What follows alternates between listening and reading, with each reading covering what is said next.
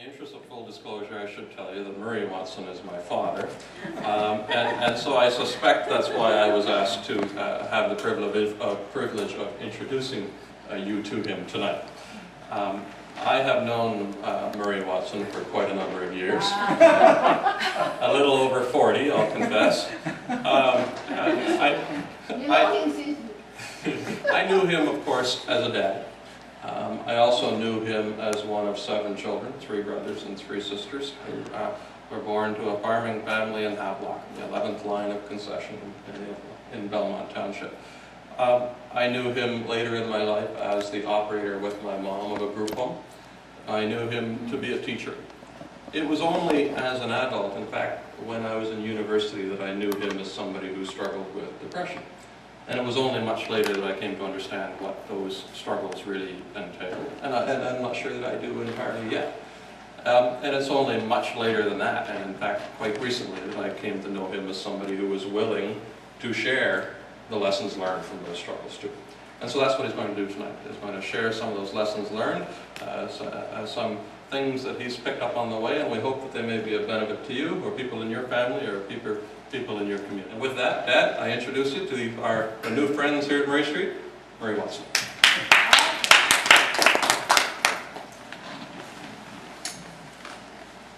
Mike Wallace of 60 Minutes said, "I cannot tell you how painful it is. I have never known agony like it, and I'm an old man." What do you think he was talking about? Depression. I don't know about you, whether you live up on Serenity Avenue or down in Depression Valley, but when I hit bottom back in '93, I was taken to a local hospital without my consent, but with the assistance and insistence of the police, and later transferred to a Toronto hospital under the care of a psychiatrist. Casey Watson, with whom I consider myself honored to share a stage in a manner of speaking. Friends of Murray Missions, Casey has explained that. Lynn Draper, who volunteered to publicize this within the church, along with Elizabeth Mead. And Deborah Dupre, who asked Lynn if she would publicize it.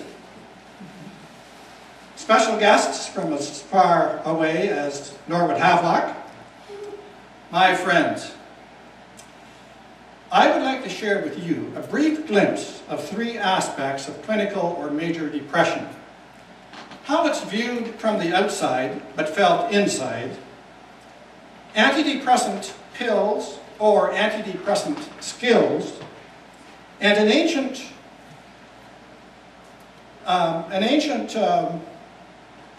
lifestyle therapy that does not cause side effects. First, how is depression viewed from the outside but felt inside? One of my professors said about a depressed relative, and I nearly quote, "You want to kick the self-centered blankety-blank in the shins and tell him to snap out of it." Depressed people, their illness invisible, are blamed and expected to get out of their mood at the snap of a finger, which is about as fair as expecting a person with a lick in a cast to do the same. How does it feel inside? I thought if only sleep would last forever. I recall being in bed till afternoon, when I was able, feeling that devastating, empty, sinking sensation, hopeless, unable to concentrate, physically underactive, mentally overactive, including questioning the value of staying alive, and always my attention on myself. Now, if you've had most of these painful symptoms uninterrupted for 2 weeks or more, you've got major depression, and you'll be calling it by its real name, the dark night of the soul. Does teenage depression wear a different face from adult depression?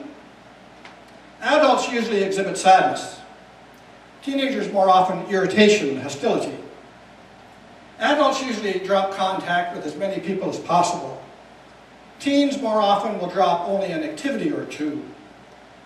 When I was doing the research for my book, I read about one doctor who said about his patient on the 10th floor of the hospital, she was so depressed she didn't have the energy to do the one thing she most wanted to do, jump out the nearest window. Viewed from the outside, depression may look like no more than tiredness or a lack of enthusiasm. Inside, it feels like hell warmed over. Second, antidepressant pills or antidepressant skills. Antidepressant drugs are meant to raise the level of serotonin in the brain. When you're feeling down, some of this so-called happy chemical has gone AWOL, and there's not enough available to let you access your happy feelings. What are the most common side effects of SSRI antidepressants? Sexual dysfunction 50%, insomnia 25%. Two of the commonest symptoms of the very illness itself. Now, what could be more depressing than not being able to sleep or have sex? I couldn't think of anything either. What happens when you go to the doctor? Ideally, they'll do a complete blood workup to rule out conditions that can mimic depression, such as anemia, low B vitamins, low thyroid. And if your doctor reaches for the prescription pad instead of the blood requisition pad, it may be time to give your doctor a pink slip. You may have heard that 50% of all doctors graduated in the lower half of their class.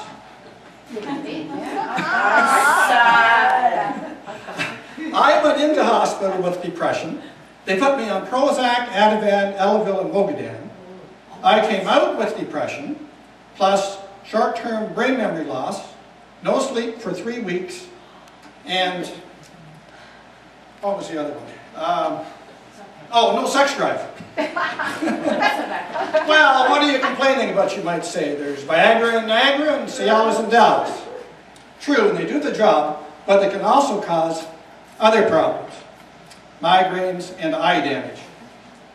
My libido was resurrected only after I went to an herbalist/energy healer. But I haven't fared so well with my short-term memory loss. That's why I have to keep these notes handy. And I didn't realize that this memory loss problem was contagious. But I just learned yesterday morning, I passed it along to my computer. Because it said there, warning, virtual memory low. My favorite oxymoron is Microsoft Works. Well, drugs may cause some problems, but they can't kill you, can they? The New York Times reports that Eli Lilly, the maker of Prozac, in 2009 paid out $1.42 billion to settle a class action lawsuit covering a 10-year plus period and 3,455 deaths. These people had been on the mood stabilizers Zyprexa, olanzapine, which has been associated with weight gain, hyperglycemia, diabetes, and pancreatitis. Drug companies probably don't need my support, but this company pointed out correctly that Zyprexa had been approved by the FDA, the US Food and Drug Administration, for only 2 conditions, schizophrenia and bipolar depression. Yet doctors prescribed this for a range of conditions. And it's also true, the drug companies don't write the prescriptions. They wrote prescriptions for off-label conditions. They're still doing it, according to the last pharmacist I spoke to in Norwood. Shouldn't mention Norwood, but the last pharmacist I spoke with. And it has become the company's cash cow. It's true that some drug companies have paid out millions in suicide-related claims. But it's also true, as they would point out, that the depressed are at risk of suicide. That's why they're on the antidepressants in the first place. The National Health Service of the United Kingdom has recommended SSRI antidepressants not be prescribed for depression to anyone under 25. Because in this age group, they can increase thoughts of suicide. And in the 4-page insert that you get with the prescription of Paxil, and I think it's probably the same on all, I haven't been on any for a long, long time, but there are 2 warnings with just that in mind, the under 25 age group. They mention it twice in the warning section.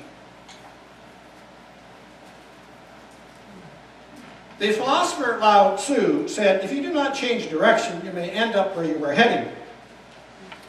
Where the depressed are heading, if they don't change direction, may be to a dead end. You probably know suicide is the 2nd leading cause of death among Canadian teenagers. But do you know what proportion of these had depression? 90%. I recall one morning on the way to work, nearly driving over the edge of a bridge. A month before I gave the first teenage version of this speech at Norwood High School, a young grade 10 student, a young boy from Norwood, a young boy from Havelock, tragically went over the edge. It is said that suicide is not chosen. It happens when the pain exceeds the resources for coping with the pain. I would only add when the pain exceeds the resources they are aware of for coping with the pain. Although it's generally accepted that a lower level of serotonin accompanies a lower mood, the question is, does the drop in serotonin cause the drop in mood, or does the drop in mood cause the drop in serotonin? Do we run ourselves, or do ourselves run us?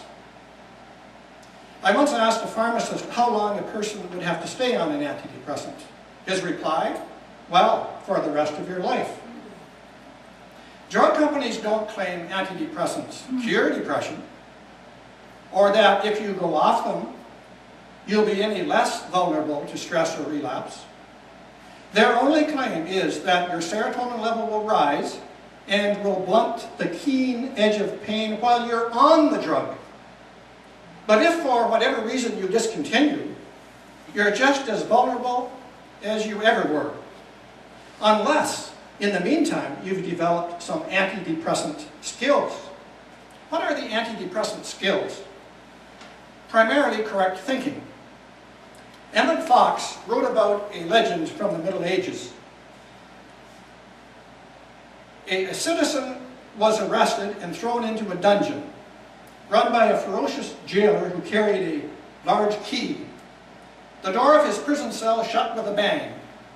It would be opened each morning with great creaking and water and bread thrust in, and the door closed again. After 20 years, the prisoner decided he wanted to die, but he would not commit suicide. Next day, he would attack the jailer, and the jailer would kill him, and his misery would be ended.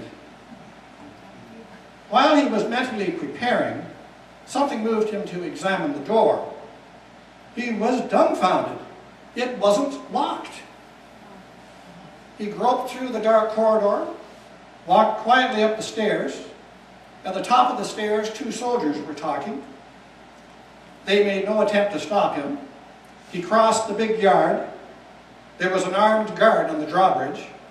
He paid no attention to him. He walked out a free man and went home unmolested. He had been a prisoner of his own assumptions, his own incorrect thinking.